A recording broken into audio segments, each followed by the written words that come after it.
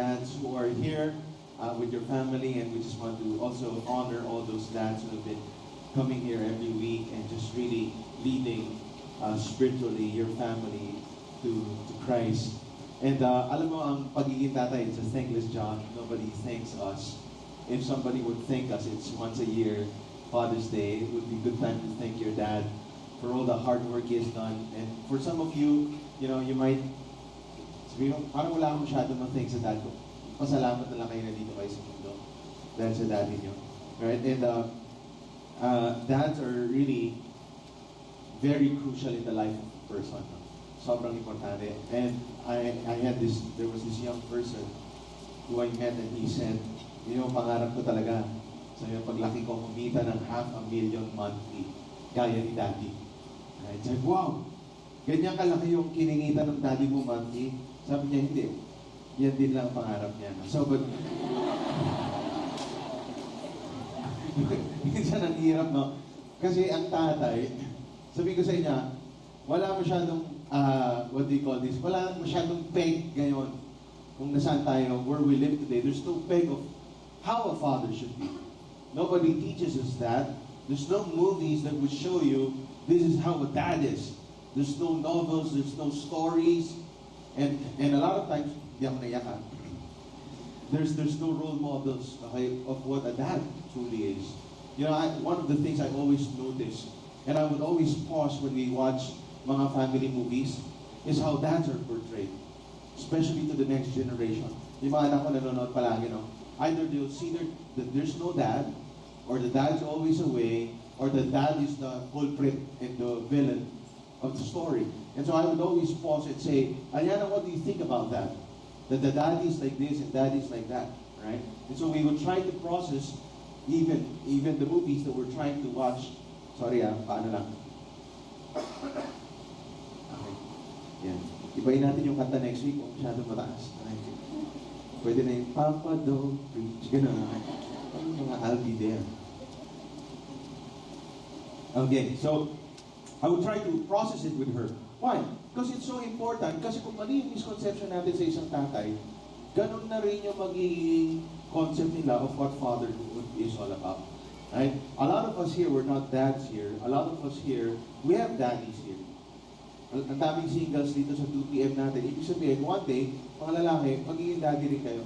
So this is very important. Now, for the women, one day, yung asawa niya, magiging daddy din niya, no? That's why it's so important for you to learn biblical concepts about fatherhood. Because once we abdicate, pagka iniwan natin yung role natin bilang isang tatay, especially single men, listen to me, once you start growing up with the wrong concept of fatherhood, it would affect generations. It would not just affect your family, it affects your family's family and your sons and daughters and your grandsons and daughters and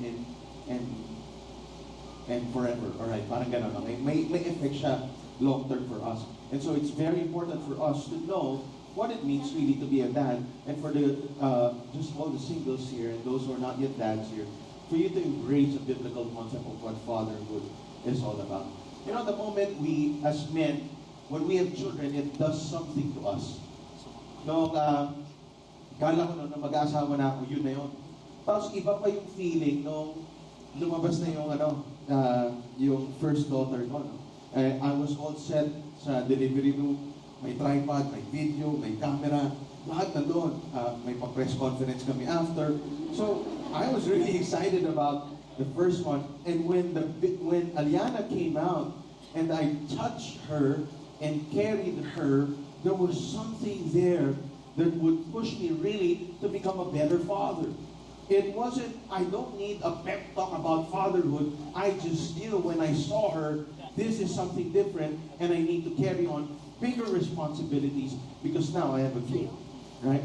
May ginagawa ang isang anak sa isang lalaki, sa isang tatay. Yung isa sa mga friends ko na si Zach nag-o-offering dito na medyo malaki yung kasing katawan ni Chris Hemsworth, pero hindi kamukha ni Chris Hemsworth. Okay, di ba he's big, he's sobrang lalaki pag kinausap. Saan ka mo siya? Basta ganun siya palagi, parang gusto makipagsuntukan, no? Pag nagwa-one-to-one siya, ano, gusto mo si Lord of there. So, medyo ganun siya. So, they just had a baby, that's why sometimes he's here, sometimes he's not here. And when we visited in the hospital, sabi ko, oh no, Zach, umiyak ka ba? Tapos, nung pagdating namin sa room, sabi ko, Rita, umiyak na si Zach. Oo, umiyak si Zach. Okay, kahit na yung pinakamamang mama, pag nagka-baby yan, something changes in you. There's something there. And I believe, the role of fatherhood is something that God has given us men as a privilege and as an honor, really, to be dads to our kids. And I remember si President Harry Truman, in his table, meron siyang nakasulat doon to remind him always, the buck stops here. What he was saying is, now that I'm the president, every decision and everything that happens in the country, I take full responsibility. And I believe this is what every father needs to put in their hearts. The buck stops here.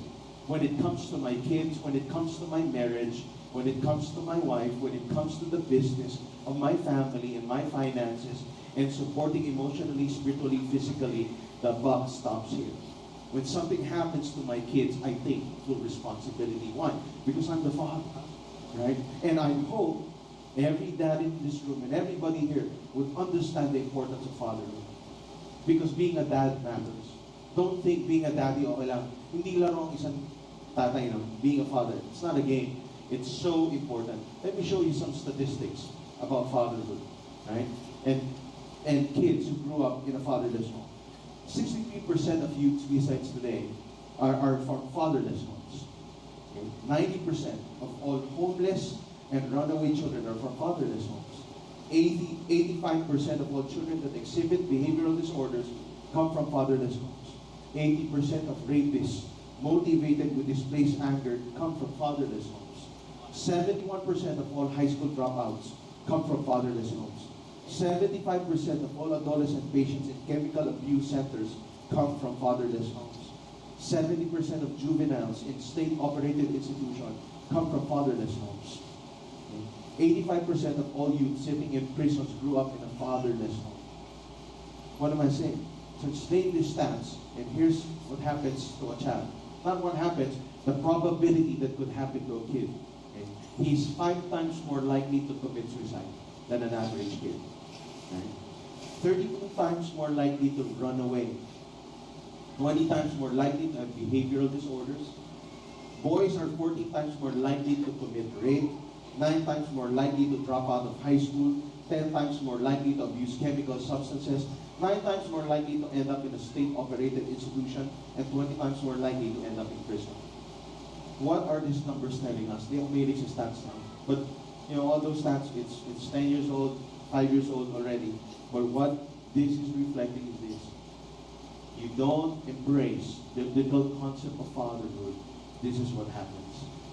Once we start getting out of the blueprint of how fathers are made and what fathers need to do by the grace of God, then what we see is a nation that would rot in immorality and sons and daughters who are wounded because they don't have fathers. What I want us to discuss today is really very short. In fact, I have only a few verses for today. But what I want to discuss to you today is what every father needs to know. Ano ba kailangan malaman ng isang father? Okay? And what you and I need to understand when it comes to fatherhood. Okay? Let's start with the boys. Every boy is asking one basic question. Isa lang. Kung summary, alam ko marami kayo tinatanong saan na kakain, kailan yung recess, ganyan on. But basically, a boy is just asking one basic question. When I was a kid, every time sa school, kahit anong gawin namin, bigyan mo kami ng ball pen, bigyan mo kami ng pencil, ng eraser, ng pencil box. Naalala ko pa ng pencil box ko yung medyo malaki. Tapos pag binuksan mo, tapos pipindutin mo, lalabas pencil sharpener. Dito sa side may ganon. Dito refrigerator, dito TV. Di ba? Kakaiba talaga yung mga pencil box natin, di ba? Napansin niyo pag elementary, no, yung mga dala nating mga bag, lalaki, di ba? Parang Transformers, di ba? Parang dito na si Megatron, dito na si Optimus Prime, di ba? Dala-dala ng mga bata. Pag college, pencil, Xerox copy. Okay, ewan ko bakit ganun. But I remember as a kid, I would use those ball pens, put it in between my fingers, and use it as a, may kalaban akong classmate ko sa kabilang dulo. Ginagawa namin pag Chinese class. Kaya hindi ako naman Chinese stuff. Right? And really, we would do this stuff. Alright? Because when we were bored, we would use whatever. We would use paper. You know, habang dito binipicture.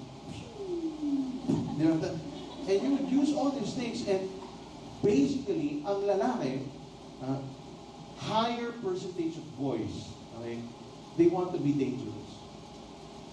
Kaya iba laro ng mga lalaki, right? Yung mga anak ko, 2 girls yan eh. No? So, nung first time nila may nakalarong boy, gulat na gulat sila, culture.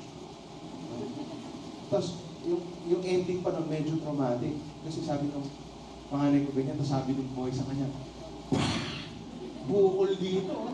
I don't wanna play with boys anymore! Okay. It's okay. Laki ng bukol, no? Gusto kong patayin yung lalaki na yun, no? Hira ka! Buti na lang Christian ako. Anyway. So, iba talaga ang lalaki. They play differently. Right? They're very rough. It's different. It's different with girls. I mean, I have girls. I'm very domesticated. I know the plays that we play at home, right? And it's very, very different. But for the men and the boys, what they're basically asking is this: do I have what it takes? Kaya ko ba? Bata pa lang, gano'n na. Macho pa ako. Kaya ko ba?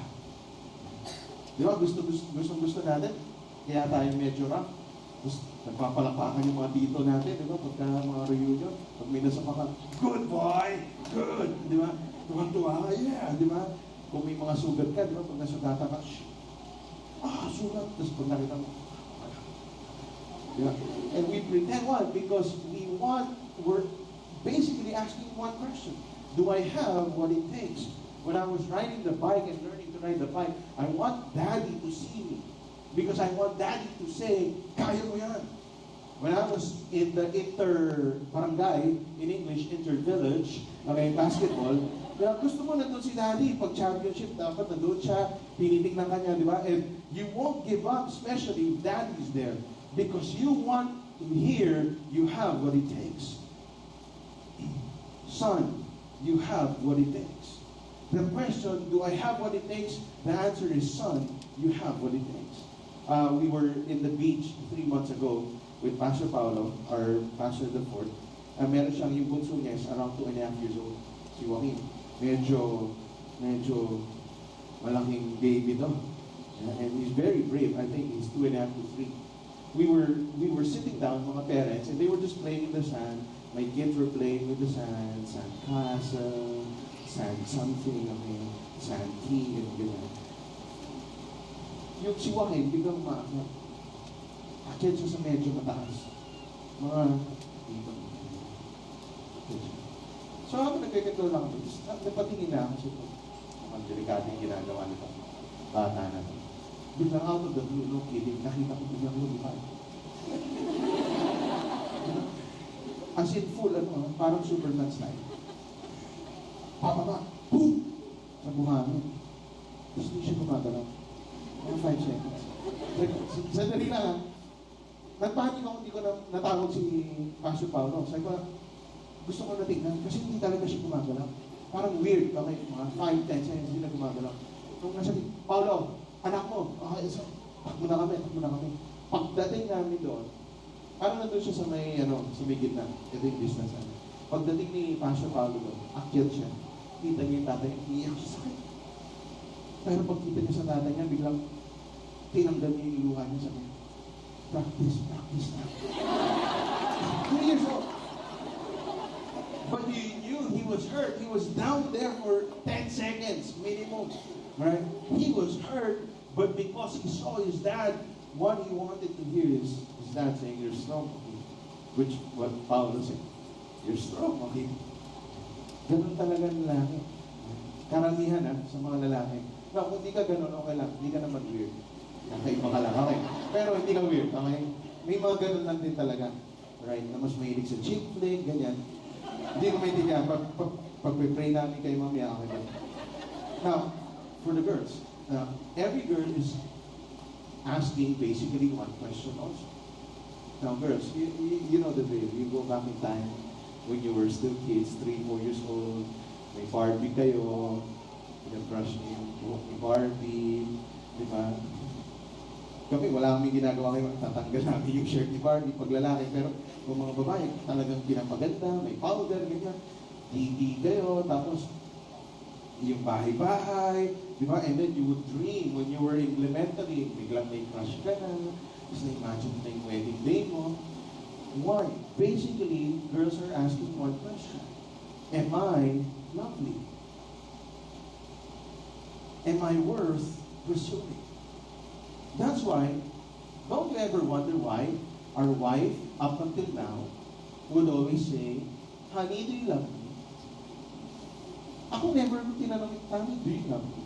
Yeah. Alam ko, love niya ako eh. Katabi kami matulog eh. Ibig sabihin pwede, may pag-ibig doon. Alright? Pero sa kanya, kailangan niya marinig na love ko siya. Not only am I, do you love me, but also, am I beautiful? Yeah. Every time magbibihis, okay na ba? Maganda ba? And the right answer, man, is always, yes. Hindi, late kayo. Okay. So, yes. Yes. Pag ino mo, patay ka. Una-una, hingi ng budget sa'yo. Okay. Okay, so, a girl wants to know if she's lovely, if she's beautiful, and if she's worth pursuing. Right? Every girl is asking, am I lovely? That's why when she grows old, she's particular about her clothes. Ngayon pa lang, daughter ko, 6 years old, kala mo naman, makapili, I want this, I want this, I want this. Kala mo, ganda ng color combination. Hindi naman. Palda, leggings, chinelas. Hindi yan yung fashion, but they would start to mix and match at a very young age. Right? And her you know, as they grow old, they look at magazines, bridal magazines, diba? And they would devour on all these secrets and techniques about makeup. Gusto nila pag nakakakuha sila ng card, ng bulaklak, on Valentine's Day. It's big deal for them, right? It's really different. You know, nung Valentine's na this year, naglalakad ako sa Naples, iba yung lakad ng mga babaeng may flowers. Diba? Parang yung, ang talaga, bilis, no? Tapos, smile talaga. Parang, yeah, right, binili mo lang yan. But, she wants to know, am I lovely? Am I beautiful? And fathers, the answer is, daughter, you are lovely. You are beautiful. What a father needs to know is this, and I want to make it so simple today. What are we to do, fathers? Answer those questions. Answer your child's question. You have what it takes. You are a man. Anak, you have what it takes. You can do it. Kasi lalaki ka. You can do it. And for the ladies, fathers, you just say you're lovely and you're worth fighting for. Every single day, I've never failed to tell my 2 daughters, they're lovely and they're beautiful. And I love them so much. As in, never fail. I want them to grow up hearing genuine I love you and genuine you are beautiful. So that when a guy comes in next time and says, you're so beautiful, and they would hear the voice, it will be different from the voice that they hear growing up because mine is genuine, theirs is not. Right? Unless it's really genuine, alright? Nagigets nyo? Alright? They need to hear those things. Answer this question 1,000 times in different ways. You have what it takes. Akas mo. Kaya mo na. Daughters, to the daughters, Ayana, you're so beautiful. Ayana, you're so lovely. Ayana, you look like daddy. Thousands of different ways. Right? Go out on a date with them. Talk to them. Sometimes I stare at them to the point that they're looking at me and they're just, you know, why are you staring at me? Right? I want to eat you because you're so beautiful. Right? Do it in creative ways and say it 1,000 times. Let them know that. Remember this, as men, there's value in our roles. Para tayo may sword. Sword to ni Frodo. Meron ko lang. But men, you've got a hidden value that sometimes we don't use. As fathers and as men. I'm talking to all the men here. God has given us a sword. And there's two reasons why we have a sword. Number one is to protect. Number two is to sharpen. Right? But if we abuse the sword, instead of protecting our kids and our family, we kill them instead of protecting them. Right? We protect to protect, we don't kill. Right? And most of the time, what we use as fathers is because of our influence. Ang lakas ng words natin. Ang lakas ng mga experiences ng daddy sa isang anak. And you can never underestimate your actions to your kids. Never underestimate your value to your kids. Right? Dad, you're one of the most important person in the world. Maybe the second most. Nasa top 3 ka. Most important person in the world if you know your value. Yung identity, especially gender identity, is bestowed by the Father. You ask men today, paano mo nalaman na lalaki ka? It's because when Dad said that I was a man. When Dad gave me the keys to the car, I was a man. When Dad told me, sa'yo na tong negosyo na to, I became a man. You see, there's power in the impartation you give to your sons and daughters. Their identity, their gender, especially their gender identity, is bestowed by the Father. A girl learns she's worth pursuing from her dad. Yung daddy ni Tammy would have coffee with her, would text her up until now saying, Tammy, I miss you so much. I want to go to Manila just to be with you. And every time he's here, he spends time with us. In short, up until now, the dad of my wife pursues his daughter. That's why my wife is secure. Nung nililigawan ko yan, grabe yung roster. Roster ng mga kalaban ko. That's why I had to take out the sword to kill. Really. And I asked her, nung kami na, sabi ko, how come, since high school, a lot of men were courting you in college, but you never said yes to any? And she said, because I'm secure with my father's love. In short, my dad has showered me with love, and I did not look for it in other men. Right? And my wife is blessed with a very good dad. Some of us, we don't have dads like that. So where do we get that? Okay? Later I'll show you where to get it. But let me first talk to the men. Right? Yung sword, sabi ko, is either to protect or to sharpen. A lot of times, instead of protecting, we kill. Instead of sharpening, we kill and hurt. Right? I was talking to a 45-year-old guy, and he was recounting how wounded he is because he grew up without any positive memories with his dad. All his dad did was hurt him, said negative things about him, and never took responsibility. The saddest thing was during our talk, he said, when my dad died, me and my sister, we started celebrating. I said, what? I've never heard that. I heard that only 2 years ago when I was listening to it. But it did not stop there. The more I talk to men now who are not in church, who are new in church, I hear same stories. When Dad died, I was relieved. When Dad died, we were happy. It's a sad story. But in reality, a lot of men and women feel this way. Why? Because the dad, instead of protecting and sharpening, started killing, started hurting, and started putting wounds in the hearts of the kids. Sometimes the wounds we give are given in silence. Fathers, yung pinakamasakit na wounds, yung mga wounds na tahimik, yung mga wounds na hindi na napag-usapan. yung mga wounds na, ang mga lalaki kasi, ganito na, ang lalaki, pag may wound yan, payabangan niya ng wound eh. Pero nakita mo na, binaril yan. Ha? Ito, nakita mo na, sinaksak yan. Yung mga ganong wounds, pinagyayabang natin.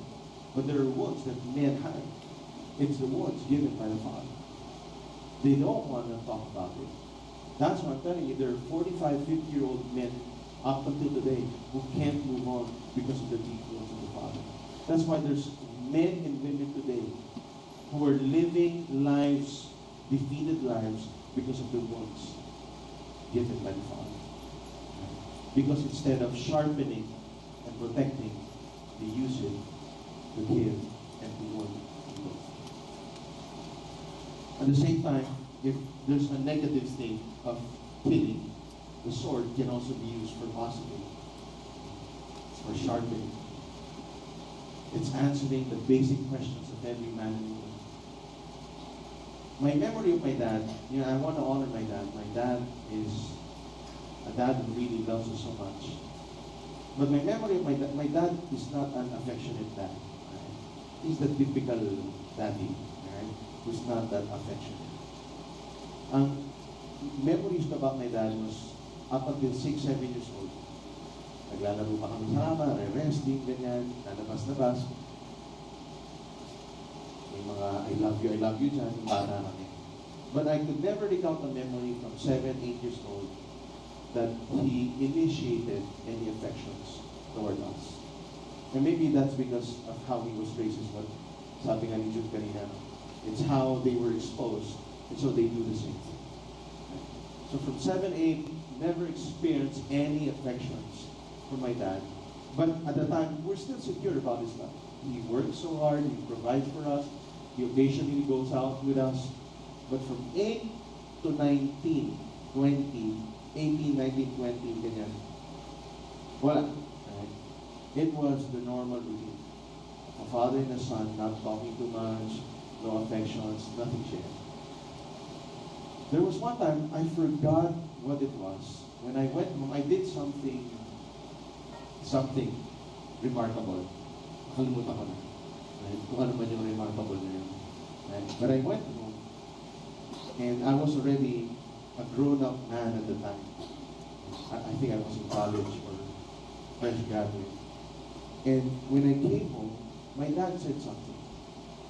He was far, saw me, and he said, "Son, anak," sabi niya, "Anak, come here."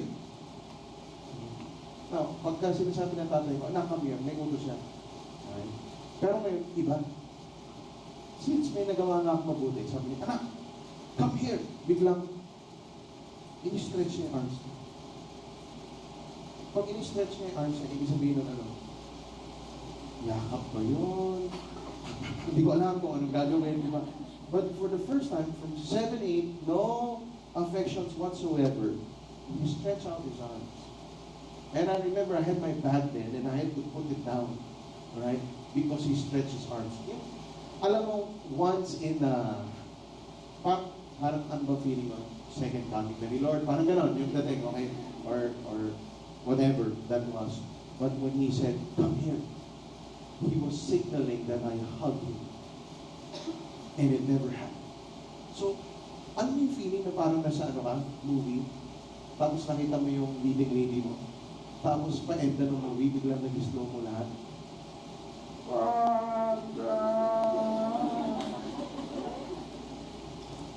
And I remember he hugged me. And he said, "Son, I'm proud of you." He answered one of my basic questions. Do I have what it takes? I was 19, 20, can't remember it. I'm now 32. And he never said those words again. But I'm made for life with him. Those words were enough. Now, he might not say those words, but Daddy has other creative ways of showing it. When we were building this facility, we came here. He gave money. He was here asking details. He comes here 4 times a year to hear his son preach because he's communicating, I'm proud of you, my son. You have what it takes. It changes a man if he knows his dad is behind him. Kaya ako ito kunikwento, and some of you might have heard this already, but the reason I'm repeating this is because of this. You have to understand, men, your words are so powerful that I know when something ever happens to me, I'm okay with my dad because he has answered the basic question that only dad would ask, that I have what he makes. But some of you are here, you're saying, paano na yan? I won't hear that from my dad. There's no way my dad would ever say that. Or some of you are saying, ako huli na lahat. Patay na si daddy. Ayoko namang magparamdam siya sa akin. Right? He won't say it. Right? Now here's where Jesus comes in really. And where His grace comes in to make it sufficient for each and every one of us. You see, for a lot of your dads today, the reason they can't is because they're also wounded. Marami sa atin dito, for sure, 90% of us again, we've been wounded. May sugat. Yung iba sa atin, yung sugat natin, sobrang lalim, sobrang traumatic yung ginawa ng tatay sa'yo. And you're wounded. And you come here every week, you worship, you're wounded. And you know you're always holding on to Christ because you are wounded. And some of you, the ones would always be there to remind you of the grace of God. Some of you, you're coming here, the wounds are starting to heal. I don't know where the wound is now, or how deep those wounds are, but all of us here, we've been wounded. And a lot of fathers, they have a struggle in answering the basic question of every son and daughter is because they're wounded. You that? Ganon din sila. They never heard their dad say it to them. They were never exposed. Maybe some of you are hearing this for the first time. Yun pala yun. And you're hearing a topic about fatherhood and you're saying, I've never heard this before. You might be a wounded man today, but the healing is never too late. You see, when Christ comes, He wants to heal. And maybe you don't have a good relationship with your dad. Maybe he's never defined you as a man. And you're here today, you're wounded. Ultimately, we find our healing in Christ. Ultimately, we find our identity in Christ and He paid the price for us. I just want to share one verse. I'll jump on to show me the last verse. And I want to focus here as we end this afternoon. As I was preparing this, just the Spirit quickened this verse to me. I want to share this with you. And I want to talk to the dads and then to the sons and daughters. Okay. First to the dads, Psalm 18:35, it says, You give me your shield of victory, your right hand sustains, you stoop down to make me great. Fathers, mga tatay dito, some of you dads, you're struggling. Mahirap. You don't know how to show your affection. You have a struggle to even say to your daughters, you are beautiful because they look like you. That's why you struggle. No. Right? You struggle. Hindi ka sanay. I don't know. But there's something that's stopping you. And one of the major reasons is because you're wounded. And some of you hear that, you feel like, I'm not a good dad. I'm a failure as a dad. Alright, now, the facts might say those statements are true. But God did something. In Psalms 18:35 He says, God stooped down to make us great. What does that verse say? God, King of kings and the Lord of lords, who live in the heavens, stooped down. You know what stooping down means? When I talk seriously to my daughters, I have to stoop down. Stoop. Yan ang kami.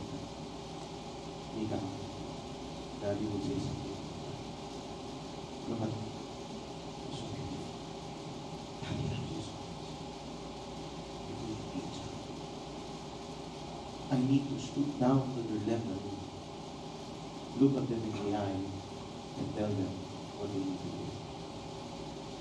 Scripture is telling us, even as fathers today, the King of Kings and the Lord of Lords, the Father of all fathers, stoop down to our level. He knows your struggles. He knows your wounds. He's come to heal. And not only heal, but he stooped down and he says, son, you have what it takes to be a father. I will instill greatness in you.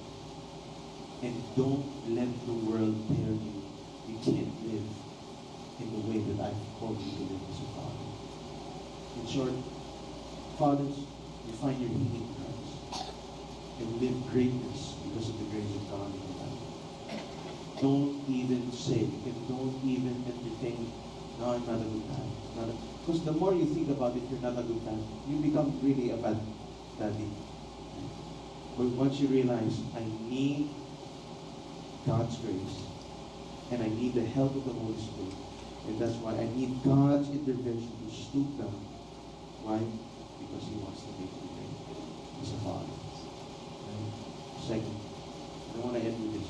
To everyone here in this room, your dad might not say those things that will answer your question. Hindi sasabihin ng daddy mo, you're beautiful, you're lovely, you're the man, you're the woman. They might not say that. Right? But if you're a dad here, you're listening to this, start doing it. But if your dad is not here, and they might not hear this message, and they might not get why they need to say those things, ultimately, there's someone who stooped down to make us great. Stooping down means going down to our level. It means God sent His Son Jesus to rescue us, to save us, to show us what love is. He stoops down to make us great. And I don't know what wounds you have now. There's healing that's found in Christ. Until you come to that point and realize, lahat ng kailangan mo tayo, Jesus came to make me great. Jesus died for my sin. Jesus rescued me. Jesus redeemed me. Jesus did something for me. And now I can receive my healing. You know, a lot of us here, even our pastors here, some of them don't have great fathers. Some of them, you know, some of the great men that I know, great men of God, never experienced having a father. Pastor Paulo had no father. But he's a great father now. Why? Because God completed him. Because God stooped down to make you great. What you need is found in Christ. There's some things that no earthly father could do. And I just want to balance that, because some of us might think the answer is with daddy. It's not. The answer is with the Heavenly Father. And God wants to heal us today. And I believe God wants to do something today, and I want us to have really a kind of ministry just for every father and every son and daughter who are here today. You know, your dad is not perfect. Some of you brought your dad here, and he's not perfect. He needs the grace of God. All of us here, we need the grace of God if we want to really live out this life that God has called us to live.